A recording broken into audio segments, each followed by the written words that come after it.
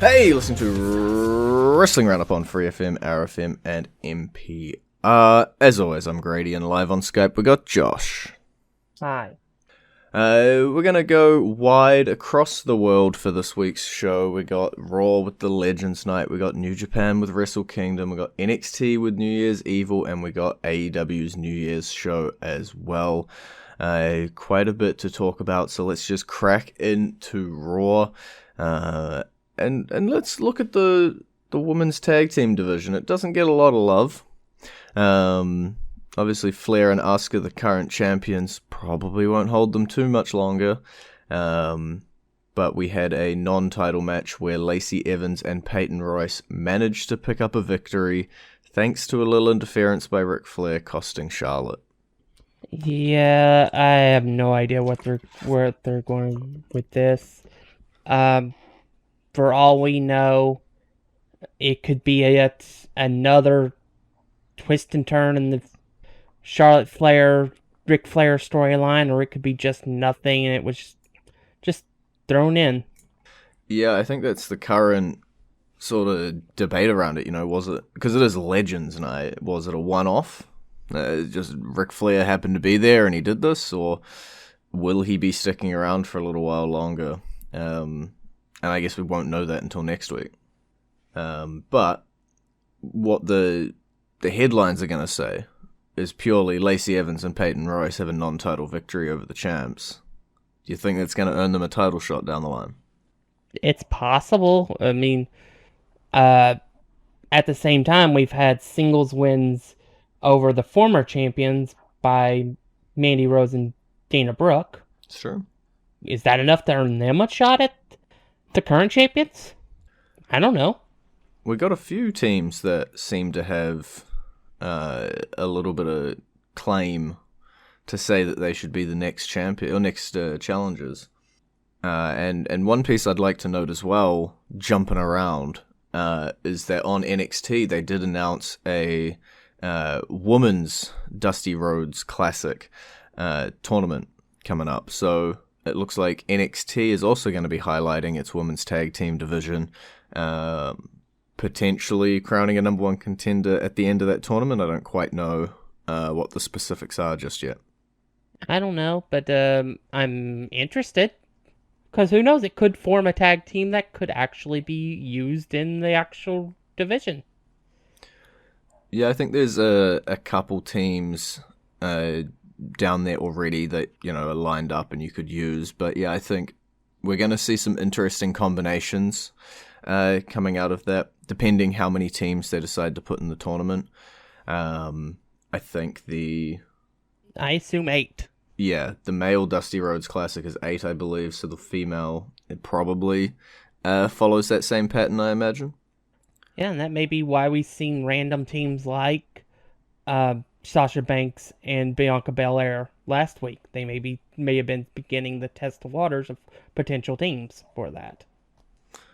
We will have to wait and see what comes out of this women's tag team division. And hopefully soon we will get the belt off of Asuka so we don't have double champion. Talking about teams and stables across Raw Legends Night, it was not a great night for the Hurt Business. First, Bobby Lashley lost a non-title match to Riddle, and then Alexander and Benjamin lost a non-title match to the Lucha House Party. Lucha! I don't know. It's like they're scared of going with the Hurt Business full force. Yeah, it's real weird, because it's like as soon as they reach the top of the mountain, they start shoving them back down. Yeah, and they start infighting, which is never quite a good sign for a stable. No. I think Bobby Lashley's one, I think he was purely angry. Basically, the finish of the match was that Riddle tapped out to the Hurt Lock while the ref wasn't watching. Bobby let go of the hold and started celebrating, and then Riddle rolled him up for the win. And I think Bobby was just angry. He didn't seem to be angry at MVP, he just seemed to be angry in general. But between Shelton Benjamin and Cedric Alexander, even in past weeks, they're definitely developing this sort of rift between the two. Yeah. I really don't know what the plan is. I already laid out what I would have done, but it doesn't look like that's the direction they want to go. Yeah. Because it would make the fans happy, and that's not going to happen. No, we can't make the fans happy. Instead, let's, on that train, let's go to the WWE Championship match and the aftermath of that. I'd like to point out Drew McIntyre, Keith Lee had an amazing match in the Which main did event. end cleanly. Yeah. We have to stress that. Because a lot of people were like, oh, Sheamus is going to interfere and ruin it. No, it was a clean match. Nice, clean, bell to bell between the two. Drew McIntyre comes out on top in the end, but Keith Lee doesn't get buried, or however the internet would like to phrase it. It still looked good, still put on an amazing match. Yeah. He just needs a step or two, and he's there. So I definitely could see him winning the Rumble, which is something I wouldn't have said a few months ago.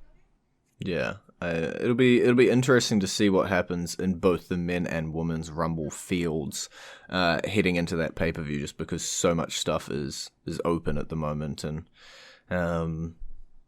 hell, we know who's going to be facing Drew McIntyre at the Rumble for the WWE Championship. Yep. Goldberg. Mm-hmm. It is what it is, but hey, Drew can get a win. No. And then, no. I'm actually giving you Okay. That wasn't a reverse psychology to the world there? No. Okay. Drew gets a win. Okay. And then Roman can say, hey, old man, I beat Drew. You couldn't beat Drew. Get out of here. Okay. I'll take it. I thought you were trying to reverse psychology the world here, and Goldberg wins, and No. I'm not that evil. Okay. I'm not above the Miz cashing in, but that's fine. But I don't think Goldberg wins the WWE Championship. That's my thing, right? Like, I'm not exactly excited for the match, but as long as Drew walks out with the belt from this match, Miz can cash in at the end. I don't mind. I'll rephrase. As long as Drew McIntyre defeats Goldberg, you're gonna leave Grady in a neutral state. I'm not gonna be extremely excited, but you'll leave me in a neutral state. And I don't want to talk about what happens if Goldberg wins. And this is coming from a Goldberg fan. I don't need him as my WWE champion, and I don't need him to go over McIntyre. Just don't need it right now. That would be one heck of a 12-year run, a 12-month run, wouldn't it? Starting it off with winning the Rumble, beating Brock Lesnar, having 2 WWE Championship reigns, including arguably the feud of the year with Randy Orton, having one heck of a match with Roman Reigns at Survivor Series, and then capping it off with beating a legend like Goldberg. I'm gonna have to nod along because I don't want to see the alternate. So yes, but yeah, Drew McIntyre's rise to power really started off around this time last year. You could see the rise beginning, but it was capped off, and he was a made man after that Rumble. So it will be interesting to see exactly 12 months later, or the event 1 year later, him at the top of the mountain again after he defeats Goldberg. I'll stress that over and over and over. We'll go into our entrance theme about now this week, because it was Legends Night, and we saw quite a little bit of him. It is going to be Hulk Hogan's Real American.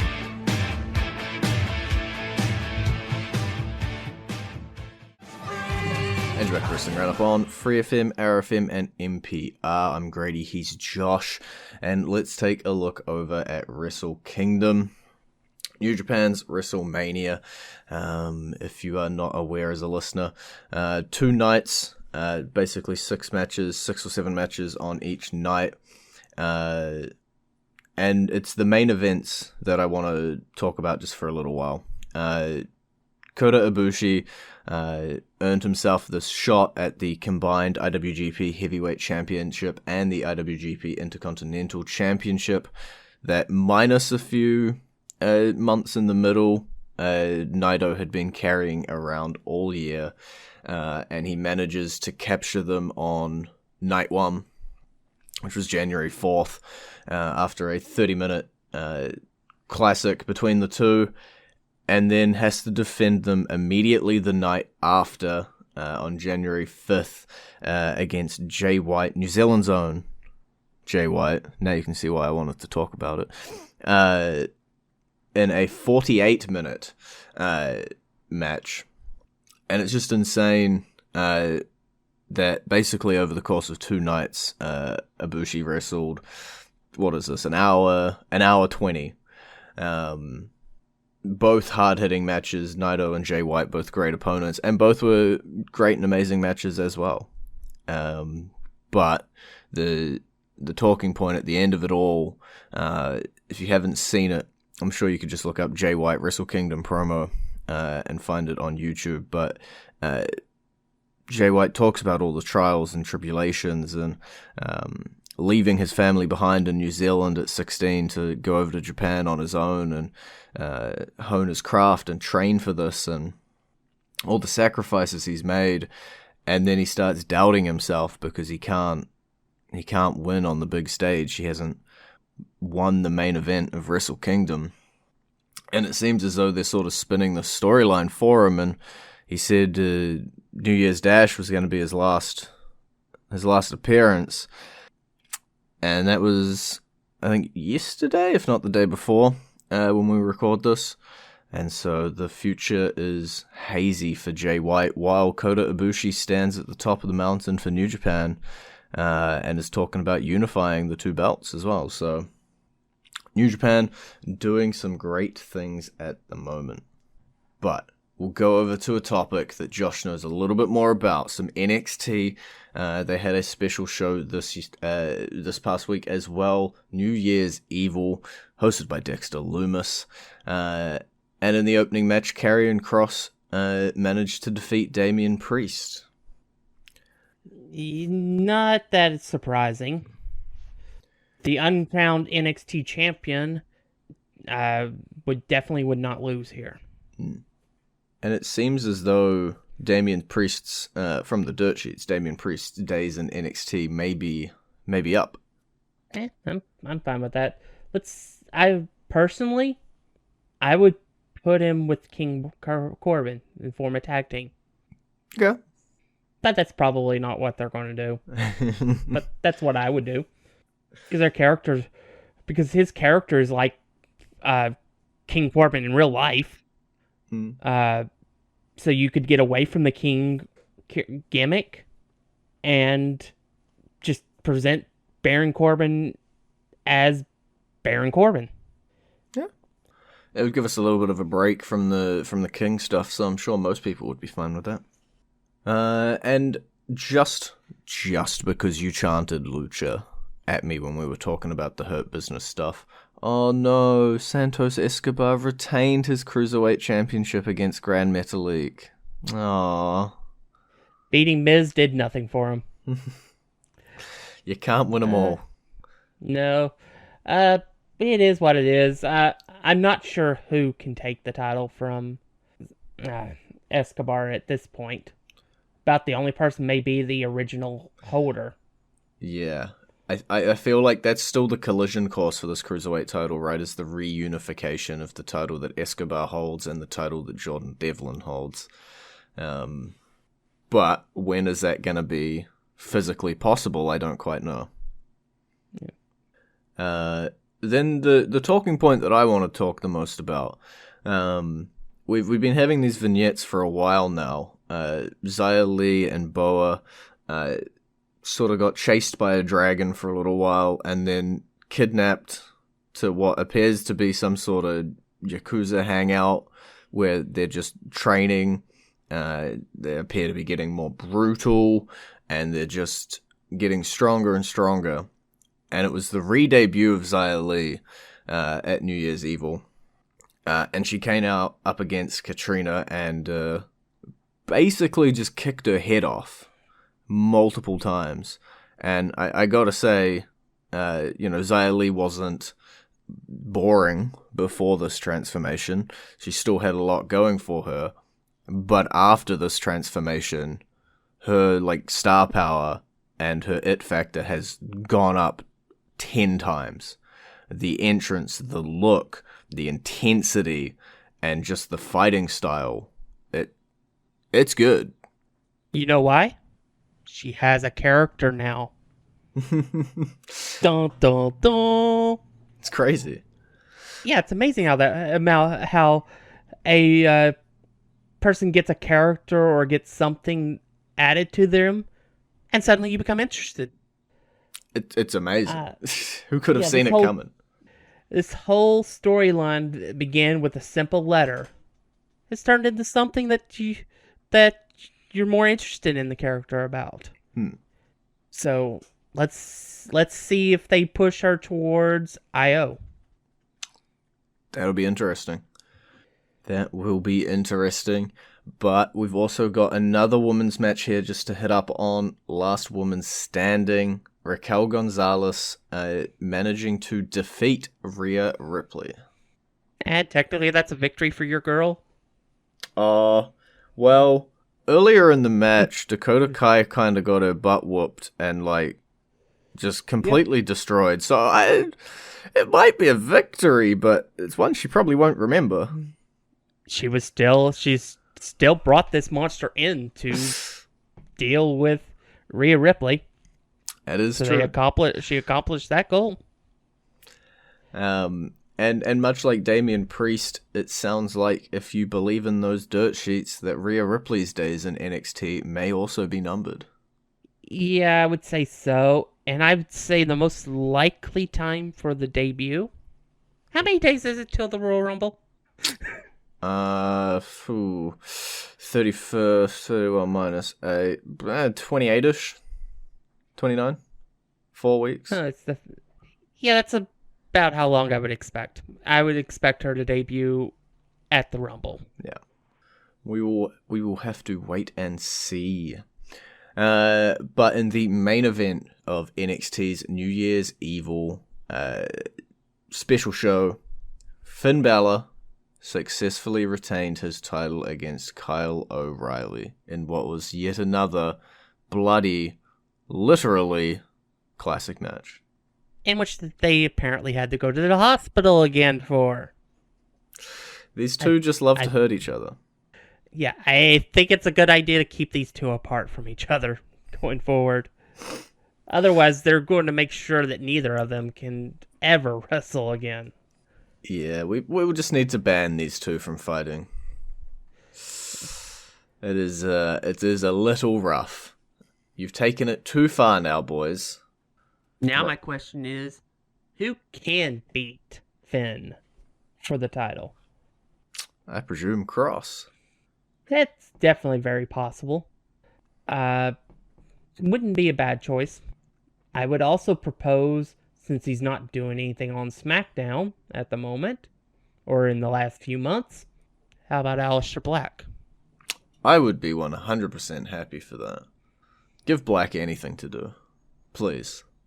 I'm begging you. Please.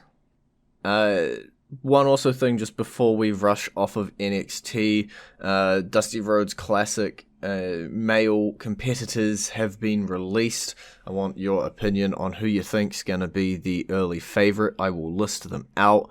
We have the Undisputed Era, specifically Adam Cole and Roderick Strong. We have Everrise. We have Breezango. We have Stallion and Gray. We have Maverick and Dane. We have Imperium. We have Gargano and Theory. And we have the Grizzled Young Vets. Who I want to win? Drake and Dane. Who I think will actually win? Gargano and Theory. You could have just left it at the first sentence. You could have just left it. Yeah, I know. As Dane and Maverick, we'll all be happy. We'll go home. We'll cheer. and everybody's fine, and you just had to ruin it. You're not allowed to pick Gargano in theory. Yeah. I feel like they're full force on this Gargano Way stuff. And I think I could definitely see them winning that and then winning the tag title. Okay. Because why not? Yep. Why not? Okay. Well, to escape that sad story that you've just laid down for us, we're going to run across over to AEW's New Year's Smash Night 1. Had a couple matches, couple storylines, but I guess one of the bigger ones that we'd been building to for a little while, Wardlow, went up against Jake Hager. Basically, the two big monsters of the Inner Circle, Chris Jericho's little faction he has, going head-to-head, and the rookie Wardlow coming out with the victory, so I see some big things in his future. We also had to advertise Cody Rhodes' new show, of course, and that meant that Snoop Dogg showed up on AEW, and there was a little bit of a Twitter back and forth between Snoop Dogg and Sasha Banks about it. Snoop Dogg hitting a lovely little frog splash, but it wasn't the prettiest in the world. And basically Sasha Banks calling him out on it. It seems like they're not too hatey. All I will say here is, if this was a stunt that WWE pulled off, it would be called the worst thing that's ever hit the business. But because it's AEW, nothing will be said. It's fine. It was a fine crossbody. It was fine. Or frog splash. But yeah, it was purely to promote the TV show. And sadly, Matt Seidel, the former Evan Bourne, had to be on the receiving end of that loss as well. Still can't quite tell if Cody Rhodes is meant to be good or evil. Can't tell that. But if we move to the main event, this is where the talking point is. We'd already... the internet exploded, went into a buzz. Kenny Omega wins the AEW World Championship, thanks to Don Callis, one of the guys who helps run Impact Wrestling. He runs away. He shows up the next night on Impact with the belt. He starts making or reforming his friendship with the former club, Carl Anderson and Gallows. They reform their friendship on Impact. And then they bring it over to AEW as kind of expected.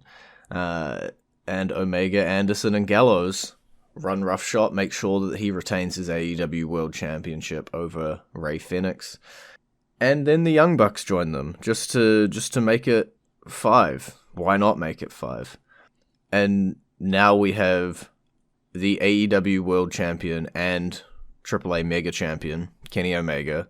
We got the Impact Tag Team Champions, Gallows and Anderson. And we got the AEW Tag Team Champions in the Young Bucks. All sort of reforming in a Bullet Club-like faction. Possibly crossing over between Impact and AEW. I don't know where appearances are going to be. But we're getting a lot of crossover. Yeah. It's fine. To me, the best part is we get eyes on Impact.